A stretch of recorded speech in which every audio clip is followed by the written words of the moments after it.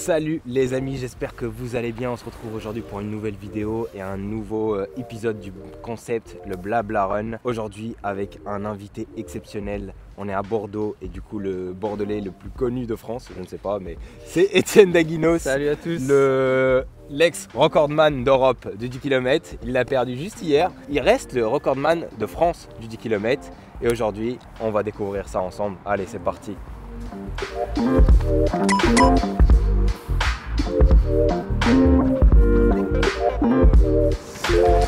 Sur ce nu, tu fais moins de terre. Ah ouais. Mais tu vois hier, C'est vraiment, il fait pas chaud du tout. le vent là, il est gelé. Du coup, c'est parti pour le footing aujourd'hui en mode Blabla Run. Aujourd'hui, on est à Bordeaux.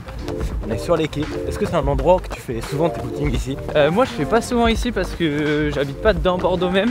Ok. Mais on va dire c'est l'endroit préféré de tous les Bordelais, mais vraiment ceux qui habitent dans le centre. Les jours où il fait beau, les dimanches, c'est blindé. Ouais. De coureurs, de marcheurs. C'est Ça, vraiment on a de la l'endroit chance, on va dire où il y a le plus de monde qui court au mètre carré quand il fait beau et chaud. Là aujourd'hui il fait beau, mais vraiment il fait froid, c'est rare qu'on ait aussi froid à Bordeaux. Toi, comment ça s'est passé l'année dernière? Parce qu'en fait, en vrai, cette année, tu fais une saison incroyable. Enfin, cette année, la fin d'année là. Ouais. Sur semi, tu fais moins d'une heure. Sur 10 km, tu bats le record d'Europe. Tu fais 27,04 qui est incroyable comme chrono. Mais juste avant, comme tu le dis, c'était les Jeux Olympiques chez nous. Et en fait, tu n'arrives pas à passer le cap alors que ça aurait dû le faire. Et je pense que même toi, tu t'y attendais un peu. Et moi, je me rappelle d'une course à Lyon où j'étais là. Ouais. Et mec, le sort était contre toi, le destin était contre ouais. toi ce jour-là. C'est sûr, c'est ce soir-là où je me suis dit que j'étais vraiment capable de faire les minima pour les Jeux. Ouais. Mais comme tu dis, les conditions elles étaient pas Terrible, du tout ouais. réunies. Et après, je suis tombé malade. Donc ouais, non, ça a été une grosse déception cet été de pas aller aux Jeux. Et surtout, ce que les gens ne se rendent pas compte aussi, tu vois, dans les contrats des athlètes pros, c'est qu'il y a des bonus à valider. Il y a des bonus, des malus. Ah ouais, Et oui, c'est... Exactement. Et toi, si t'avais été au jeu, t'aurais peut-être eu un bonus de ouf, tu vois. Participer aux Jeux, t'as pas d'énormes bonus généralement. Ouais. Toi, dans ton contrat, c'était pas ça. Moi Ouais. j'avais un contrat jeune donc c'était un peu différent. Mais c'est sûr que n'importe quelle sélection à des Jeux, à des championnats du monde, Ça c'est... t'ouvre des portes de ouf. Ouais, c'est assez important Ouais. contractuellement parlant. Mais honnêtement, après coup là, au moment où je te parle, c'est peut-être la meilleure chose qui me soit arrivée parce que j'ai pu passer d'énormes caps sur semi et sur 10 km. Chose que j'aurais pas fait parce que j'aurais pas couru sur semi et 10 km si j'avais été au jeu. Genre par rapport au double seuil, c'est un truc que tu as intégré tout dernièrement. Est-ce que tu penses que c'est un peu ça aussi qui t'a fait passer un cap? Ou est-ce que c'est un peu ce qui s'est passé un peu l'année dernière?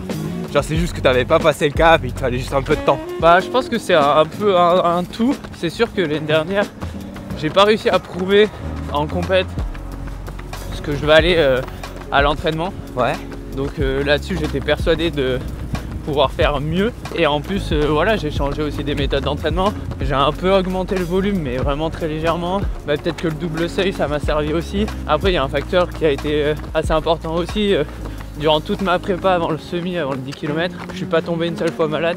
Ça c'est ouf. Et ça c'est vraiment... Ça c'est un facteur hyper limitant, tomber malade. Je suis pas du genre à me blesser souvent, Ouais. mais je suis du genre à tomber malade souvent donc... J'ai une question par rapport à ça parce que moi tu vois, là il y a pas longtemps je suis tombé malade. Genre ça m'a mis à terre pendant 5 jours. Ouais. Et après en fait je pouvais même pas reprendre réellement parce que j'étais toujours un peu fragile. Ouais, ça je connais. Et du coup mais ça nique une saison. Oui. Toi c'est ce qui s'est passé l'année dernière, non? Je te confirme, l'année dernière, j'étais très en forme début mai et je suis tombé malade. Ouais. Mais moi le souci c'est que le moindre rhume, Ouais. ça me met KO, mais je mets des semaines à m'en remettre. Si jamais je suis en pleine saison, Ouais. des fois je peux mettre plusieurs semaines à m'en remettre parce que t'essaies de renchaîner sur des séances derrière. Et sauf que t'es Mais déjà ça- fragile. Voilà, c'est ça, Et t'es c'est déjà un cercle fatigué. vicieux en et fait, tout. ouais. Donc moi maintenant je fais attention à tout. Enfin, je mets des choses en place. À faire attention, tu vois, de pas avoir de carence en magnésium, en fer, des choses comme ça, en vitamine D.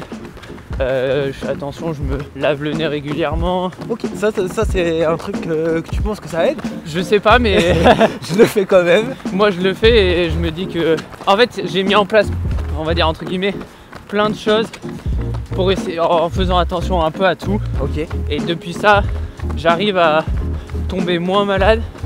Et quand je tombe malade, ça dure beaucoup moins longtemps. Je saurais pas dire quel facteur est celui qui change, mais je préfère pas en enlever un pour tester. Ouais. Le temps que je suis satisfait, je maintiens ce que je fais. Donc ouais. Là, on en avait parlé il y a 2 ans à Forumeux. À cette époque-là, tu vivais pas vraiment d'athlète. Ouais. Là, je pense que aujourd'hui, ça a changé, j'espère. Ouais, non, ça a changé. Mais c'est ce que je disais, j'ai pu dire dans certaines interviews, c'est que là, à partir de début janvier 2025, je vais pouvoir vivre de manière indépendante. C'est-à-dire que mes parents, ils n'auront plus besoin de me payer mon loyer, toutes ces choses-là. Et donc ça, c'est vraiment une chose qui fait vraiment plaisir. Parce que je vais pouvoir vivre à 100% de l'athlète et j'aurai plus besoin de compter sur papa, maman. Et ça, les gens, ils se rendent pas compte parce que l'année dernière, tu faisais... Combien c'était ton record? C'était 13-15. Ouais, 13-15 au 5000. 13-15 au 5000. Tu vois, vraiment, j'avais même pas révisé et je l'ai encore. C'est putain, bien. C'est ouf. Et tu vivais pas de ton sport. Non. Peut-être pour les jeunes, ils se rendent pas compte. Parce que peut-être les jeunes, ils ont l'impression que en faisant des beaux chronos, tu vois, toi t'étais sur le haut de la scène européenne, tu vois, sur cross on te voyait devant, sur les sélections même seniors on te voyait. Ouais. Tu vois, t'as fait combienième au championnat du monde de 5 km? 6ème. 6ème au championnat du monde de 5 km, tu vois. Ouais, mais après, tu vois, ça. Moi j'ai pas eu de médaille chez les jeunes. Ouais. Il y a pas mal de choses qui ont fait que j'étais pas non plus un athlète phare au niveau français. Ouais. Même si je faisais des bonnes perfs. Mais donc après je me plaignais pas non plus, tu vois. J'avais quand même un contrat chez ASICS. Juste oui, c'est sûr que mes parents me payaient le loyer. Après le reste, j'arrivais à me débrouiller. C'est moi qui payais ma nourriture, mon essence. J'avais un partenaire qui m'aidait pour les stages. Nous on est un peu comme des entrepreneurs. T'as pas de retraite après. Ouais. Genre c'est toi, tu dois la gérer toi-même. C'est ça. Et en fait tu peux pas juste survivre. Tu vois, quelqu'un qui vit avec un 2000 € par mois ou un SMIC, lui il sait qu'il a sa retraite à la fin. Oui. Tu vois. Toi tu l'as pas ça. T'es obligé de cotiser. Exactement, des fois parce que les gens, il y a des gros contrats et des trucs comme ça. Mais ces gros contrats c'est parce qu'on n'a pas après. Tu vois. Et surtout que c'est pas à 40 ans, je ne sais pas si tu seras, si on sera tous à notre meilleur niveau, tu vois. Ah oui, non mais c'est sûr qu'une carrière d'athlète c'est très court. Ouais. Et donc forcément tout ce que tu peux gagner, il faut le gagner. Et il faut surtout faire hyper attention et penser à l'après-carrière. Parce que à 40 ans, peut-être que si, mais c'est très rare à part Eliud Kipchoge. Mais à 40 ans. Et t'as décès Abraham, je crois, il a fait 2h04 ou 2h05. Ouais, voilà, mais tu vois, c'est des exceptions. Ouais, des exceptions, exactement. Il faut faire hyper gaffe à pas. Plutôt l'argent que tu gagnes, essayer de le placer et même commencer à cotiser pour ta retraite, il faut faire gaffe à ton argent que tu gagnes, parce que déjà tu gagnes pas des milliers des cents. Si t'es pas dépenser. T'es pas un footeux. Si t'es un footeux à 2 millions par an, c'est sûr que ta carrière elle est plus facile derrière et t'auras pas forcément besoin de bosser. Alors que nous, faudra travailler en tant qu'athlète pro. Ouais. Tu seras obligé de travailler derrière. Après ça peut rester dans le sport et tout. Ça peut t'ouvrir des portes. Ouais, clairement. Mais pas forcément rien faire. Voilà, c'est ça. C'est ça. Ça t'ouvre des portes, le sport de haut niveau, c'est sûr. Ouais. Et ça t'apprend énormément de choses, je trouve. Enfin, tu rencontres des personnes, tu vis des moments quand même qui sont uniques. Et il faut s'en servir pour la suite derrière, c'est sûr. Mec, c'est le moment du premier happening. Oula. Vas-y, j'ai envie de commencer par le plus marrant. Vas-y. Je pense que... Et c'est lui mon préféré, en vrai à chaque fois je le fais de mon premier, c'est celui qui saura le dernier. Je te pose une question, chacun notre tour, il doit donner un nom et en fait c'est le dernier qui... Il faut pas répéter celui d'autre. Ouais, c'est ça. Tu vois, ok. Là, je vais être... En fait on va citer chacun un médaillé français des derniers Jeux Olympiques. Des derniers Jeux Olympiques, là, dans n'importe quel sport. n'importe quel sport. Oui. Du moment où tu commences à trop réfléchir, l'autre pour commencer à compter 5, 4, 3, 2, 1. Ok. Vas-y, je te laisse la main. Ok, Léon Marchand. Je te dis Riner. Antoine Dupont. Selena, celle des haies là. Ouais, celle des. Ok. Oh, 5, putain. 4, Attends, médaillé. 3, 2. Comment? Putain, attends. Non mec, allez, tu peux pas me laisser là. On va lui laisser une chance, vas-y, c'est bon. Putain, un médaillé. Tu peux en trouver là. Putain, les épéistes et tout, comment elles s'appellent? Mais même des judokas, j'ai pas les noms. Je les connais, mais j'ai pas les noms. Florent Manodou aussi, Florent Manodou, il a fait. Ouais, allez, vas-y, on te l'accepte. Moi je dis Gaba. Ah, celui des judo? Ouais. Ah, putain, bien joué. En fait, je pense que t'as des têtes. Mais j'ai les têtes, mais j'ai pas les noms. Ouais. Si, Joris Daudet. Si, c'est Joris Daudet aussi. Ouais. Mais Le cadreur de devant le valide. à valider. C'est un Bordelais, on est d'accord? Ouais, il valide encore. Putain, Foot, Ryan Cherki. Il était dessus. ah putain, ouais. Regarde les Mais, footeux, il y en a mais plus. dans ce cas-là, Thierry Henry, il est médaillé aussi. Ouais, Ouais. t'as raison, t'as raison. T'as les têtes, des fois c'est dur. Hein. Ouais, Comme ça, quand on te pose la question direct. je te jure. En cancan, qui est non. Ah oui, en Ouais. triathlon. Ouais, ouais, les Cassandre bras. Beaugrand, putain. Ah putain, mec, de ouf. Pas Conanx. Si, Conanx. Non, Putain, mec, c'est non. l'autre. Vas-y, essaie de trouver. Bah non, Allez, là c'est mort. mais non, on te donne un joker. Un joker. Allez, parce que je t'ai donné un joker tout à l'heure. Mais par contre, faut que tu trouves l'autre triathlète. Ah ok, ouais, il faut que ce soit le triathlète. Ouais. Ils étaient trois, il faut trouver celui qui a fait une médaille. Putain, purée. J'ai la tête, j'ai Eh oui. tout. Léo. Léo, j'allais dire Léo Marchand. Léo Bergère, Ouais, putain. Léo Bergère. Je suis trop con. Bon, t'as gagné, t'as gagné. Non, mais Non, franchement, t'es bon, t'es bon. j'ai le droit à un joker, toi aussi. Ouais, mais non, là, c'est bon, je te la donne, c'est pas grave. Ah ouais, c'est gentil. Mec, tout à l'heure, tu parlais un peu aujourd'hui ton statut, on va dire, d'athlète pro et tout. T'as fait des études? Ouais, T'as moi fait quoi comme études? j'ai une licence économie-gestion. Ok, GEA. Non, à la fac, spécialité, c'était comptabilité et contrôle de gestion. Ok. Et donc après la licence, j'ai décidé d'arrêter. On était à 1 an des Jeux. Et du coup, t'as tout Donc misé à ce je me suis moment-là. dit, à 1 an des Jeux, j'ai vraiment envie de me consacrer à 100% dans l'athlé. Parce que j'avais vraiment la sensation de Pouvoir le faire. déjà Ouais. et de ne pas être concentré et me consacrer à un seul projet. Genre quand j'étais en cours, j'avais pas la tête à 100% en cours. Ouais. Quand j'étais à l'athlé, bah, des fois j'étais pas à 100% dans l'athlé Ouais. et donc c'était assez frustrant. Et mine de rien, les études on peut les reprendre à n'importe quel âge donc Alors que les jeux, non. exactement. Les jeux, quand ça passe, quand le train passe, Bah, c'est ce que mes parents m'ont dit. Ouais. Tu vois, eux ils m'ont toujours supporté. supporté et ils m'ont toujours dit on t'aidera quoi qu'il arrive. Donc ça a été hyper important. Et c'est pas à 40 ans qu'il faut se mettre à 100% dans l'athlé. C'est vrai, c'est vrai. Mais toi, t'avais déjà prouvé un peu. Genre, Ouais, bah j'avais. c'est pour ça que aussi tes parents, je pense qu'ils t'ont laissé cette chance-là. Ouais. Le projet, il y croyait de ouf, tu vois. Oui, bah C'est comme si là, t'investissais chez Apple. Moi, j'aurais investi en Ouais. même temps. Tu vois. Non, mais Mais- c'est sûr, enfin, ils croyaient en moi donc. Ouais. Et c'est pas comme si je faisais j'étais à un niveau départemental et que je leur disais je me mets à 100% dans l'athlé Exactement. pour aller au jeu.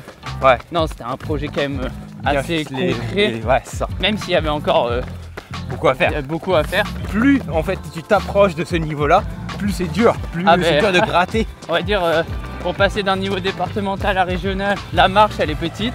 Ouais. Pour passer d'un niveau national à international, devient c'est même plus une marche, c'est C'est une montagne. c'est ça, c'est une montagne.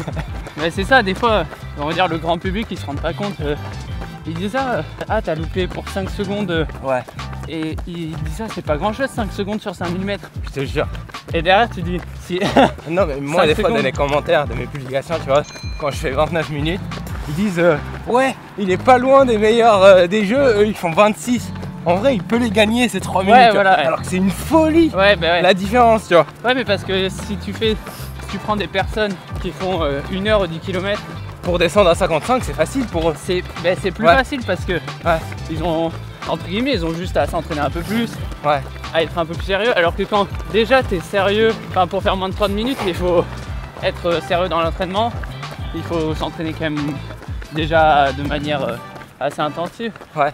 Donc tu vois il y a tout ça, t'as moins de marge de progression et les secondes elles sont tellement dures en dessous de 30 minutes, limite 10 secondes, c'est 1 minute pour Ouais. quelqu'un qui fait 1h10 Ouais, grave. en équivalent. Et toi, là, t'as parlé un peu de tes parents et aussi. Mais moi, ce que j'ai trouvé aussi cool, parce que hier, on a fait une vidéo entraînement avec toi. Ouais.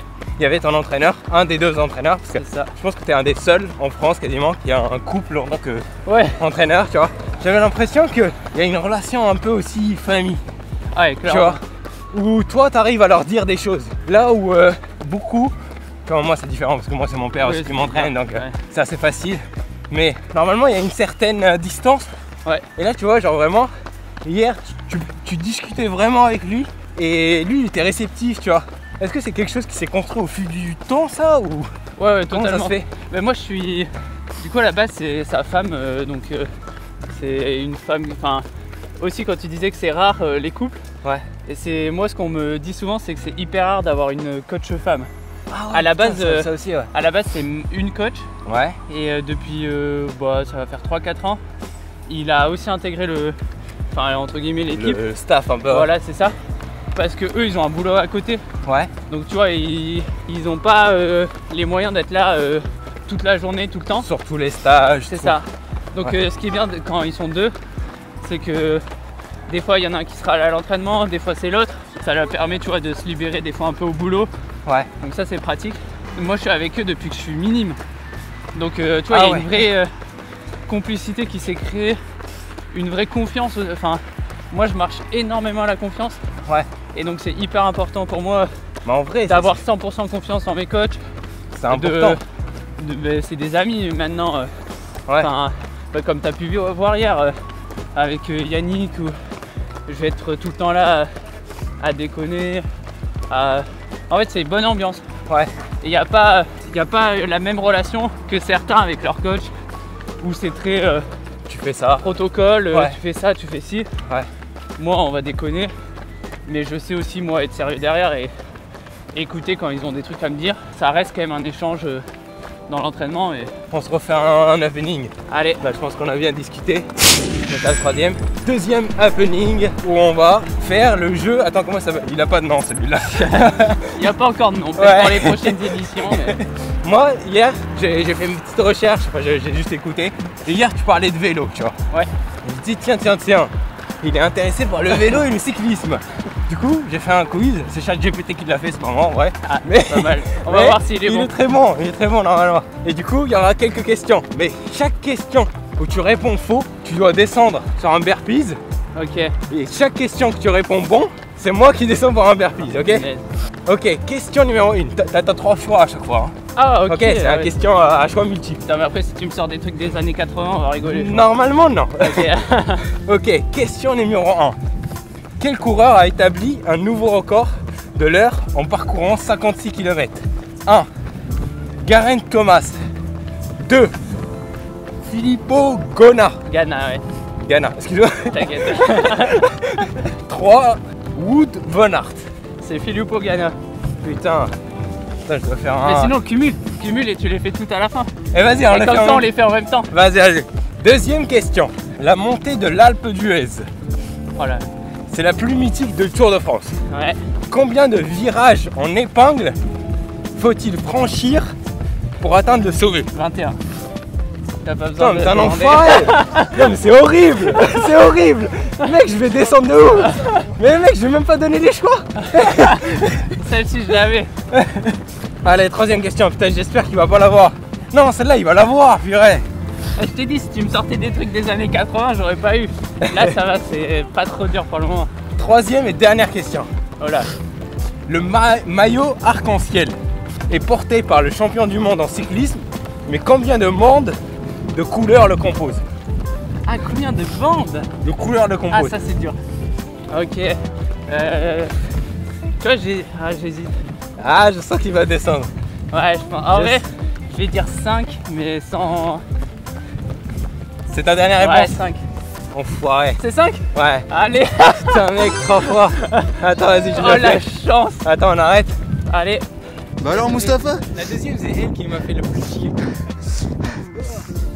Etienne compte. Ah ça court vite mais ça pousse pas fort hein. Ça réveille là demain matin. Allez.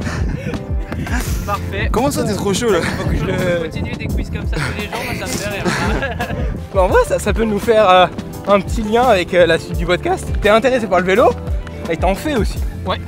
Et c'est quelque chose que tu mets même dans tes bonnes semaines d'entraînement, même aujourd'hui, tu vois. Bah clairement, moi, dans mes grosses semaines d'entraînement, dans mes semaines de foncier notamment, Ouais. je remplace un footing par une sortie vélo. Par Ok. exemple, la semaine dernière, et là depuis quelques semaines, à la place d'un footing, j'ai une sortie de 3h30 à vélo. Et ça fait vraiment, mine de rien, 3h30, ça fait un gros volume. Et ça me permet de ne pas avoir les chocs du footing. Et ça permet aussi de changer de sport. Ouais. Et c'est un sport que j'adore, donc Ouais. en vrai c'est que du bonus. Aujourd'hui, t'as pas de préparateur mental. Si, Si. ouais. Là depuis quelques semaines, quelques mois, Ouais. j'ai repris contact avec une préparatrice mentale. À l'issue des jeux ou avant ou après? Après, ouais. Après les jeux. Après les jeux. Ouais. Parce que la fin de saison a été super dure sur la piste. Ok. J'ai été épuisé En vrai, ouais. nerveusement. Et on t'a qu'en fait, j'ai arrêté tellement- hyper tôt même. Enfin, Ouais. genre que... Bah, en fait, j'ai tellement couru après les minima, j'ai tellement pas retrouvé ma forme que ça a été super dur mentalement. Ouais, c'est frustrant quoi. Ouais, très frustrant. Ouais. Et du coup, là-dessus, j'ai préféré me faire aider. Ok. Et Ouais. ça s'est passé comment? Ouais, ça- si ce n'est pas indiscret. Ouais, non, bien non, c'est pas évidemment. indiscret. Ouais, c'est important d'avoir un bon contact et d'accrocher avec la personne Ouais. avec qui tu vas le faire parce que Ok. si t'accroches pas, c'est compliqué. Mais moi, c'est important. J'ai vraiment changé d'approche là-dessus et d'avoir plutôt quelque chose en prévention pour que ça me serve tout le temps, même quand j'en ai pas besoin. Ok. Enfin, même quand j'en ressens pas le besoin. Et toi, c'était dans la gestion de l'échec ou est-ce que c'était dans la gestion mentale de comment aller vers une compète? Moi, je suis pas quelqu'un qui stresse énormément maintenant. J'ai hâte et tout, c'est du bon stress. C'est plus l'enchaînement, le Rester concentré. quoi. rester concentré. C'est pas parce que sur un jour t'es pas bien que demain ça ira pas. Enfin, Ouais. tu vois, des choses comme ça. Ne pas dramatiser les Ouais, choses. c'est ça. Ok. Toi, quand tu te prépares pour une compète, par exemple pour les semis, Ouais. qui était hyper tôt, je crois que tu avais 8h30, Ouais, ça doit être un truc comme ça. tu manges quoi avant? Moi, j'ai toujours le même repas, que ça soit une course à 8h ou à 22h. Ouais. Je mange du riz. Ok, Avec, à 6h du matin, tu Bah là, fais- moi je mange toujours 4 heures avant. Ok. Donc je m'étais levé à 4h ou 4h15 et j'ai mangé mon petit sachet de riz avec mon jambon blanc Oh là là, oh, le Et, petit déj. et très important, du ketchup. Non, Heinz, arrête. très important la marque. Si jamais Heinz vous passez par là un petit peu. Sponsorisé de la vidéo là. Le mec, incroyable en vrai. Mais je pensais pas. Après, moi j'ai un pote, bah tu connais Valentin, Oui. cet enfoiré, il mange des patates le matin. Ouais, Ouais, Mais tu il vois, cuit des patates. ça dépend tellement des personnes et tout. Ouais. Et moi je suis du genre à avoir quand même souvent mal au ventre ou des choses comme ça. Ouais. Donc c'est hyper important d'avoir toujours le même repas, toujours la même routine avant une compète. Ouais. Et donc vu que moi ça me dérange pas de manger du riz à 4h du mat, bah, ça me permet d'avoir vraiment, que ça soit une course à 8h ou à 22h, exactement le même repas tout le temps. Ouais, et même ça te rassure au niveau mental, Ouais, je pense. mais c'est pour ça. Ouais. Je sais que c'est un repas que je digère bien, que normalement je vais pas avoir de soucis digestifs. Donc non, là-dessus c'est hyper important. Mon mec, il faut qu'on fasse le dernier happening Allez, qui s'appelle le juste prix ou le juste chrono. À chaque fois, je l'appelle le juste prix alors que je pourrais l'appeler le juste chrono parce que c'est tout le temps un chrono. bah voilà, Le juste chrono. c'est le nouveau nom. Je vais te poser une question par rapport à un chrono. Je vais mettre un minuteur de 15 secondes et Ok. toi, tu dois deviner le chrono. Et moi, je te dis plus ou moins, tu vois. Ok, Le record du monde du 800 mètres. une 40 90, Plus, une 40 95, moins. une 40 91. Oui. Et ça sert d'avoir un copain qui a fait la 8ème perf de tous les temps sur 800 mètres. Ah Que je savais le record du monde. Enfin, Ah, je savais que purée. à peu près les bases du record du monde. C'est Gabriel Tual. Ouais. Putain, mec, Merci, mais t'es Gabi. trop fort. Et il faut éviter que de. Il faut que je revoie mes... Ah bah les records, il faut piocher dans les bons records. Ouais. Je pensais que t'allais un peu avoir plus de difficultés et t'as lâché directement le... Bah ouais, je savais que c'était. Moi je croyais que c'était un petit une 40 Ouais. et Gabi m'a dit c'est un gros une 40. La question que j'aime bien poser, c'est quelle question t'aurais aimé que je te pose? Genre quelque chose dont t'as envie de parler. Tu vois, là, on est en mode de... Ouais, tranquille. Qu'est-ce qui me donne envie, tu vois, de continuer à m'entraîner tous les jours et tout. quelque chose comme ça, où Ouais, faut faire comprendre aux gens qu'on est des gens totalement normaux. Peut-être qu'on fait. Plus vite. Bah, c'est juste que déjà on s'entraîne sûrement plus que beaucoup de monde. Après forcément il y a des prédispositions où il y a des gens ils vont être forts en foot, d'autres en athlé, mais c'est surtout que là, c'est avant tout une passion et c'est avec le plaisir que tu fais les perfs.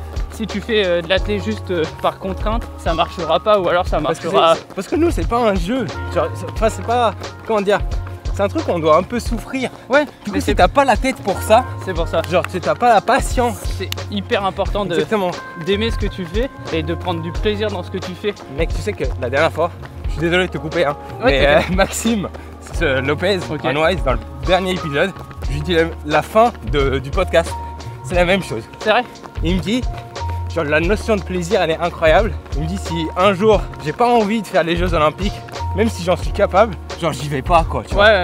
Et ouais, c'est ouf de retrouver ça dans retrouver la même idée avec une autre personne, mais genre alors que je t'en ai jamais parlé. Ouais, mais c'est sûr, on en a pas parlé, mais ouais. Moi je trouve ça tellement important.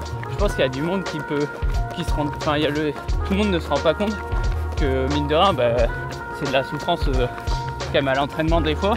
Ouais. Et que si t'as pas ce plaisir, c'est impossible de continuer sur le long terme. Ouais, c'est ça. Ouais. En fait, ça marchera sur quelques années. Ouais.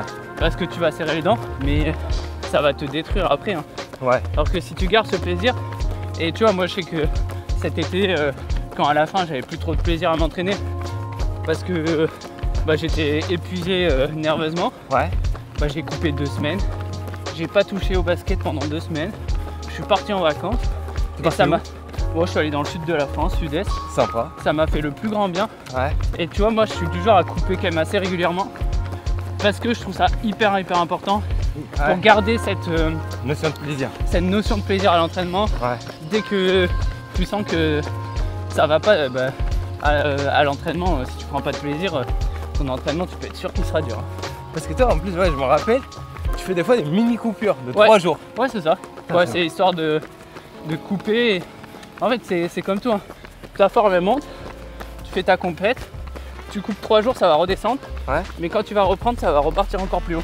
Ok. Et donc au lieu d'être à le 100% de 10 jours avant, de ta compète d'avant, peut-être que sur la compète suivante, d'avoir coupé et d'être reparti à l'entraînement, tu seras à 120% de tes capacités. Moi je pense que y en a beaucoup qui savent pas couper assez. Et c'est en tout cas moi dans le truc. Ouais, avec mon profil sortir le. Moi ça dépend peut-être des profils. Ouais. Mais moi je trouve ça tellement important de savoir se reposer physiquement et mentalement. Ouais, là on a fini le footing. Et ouais.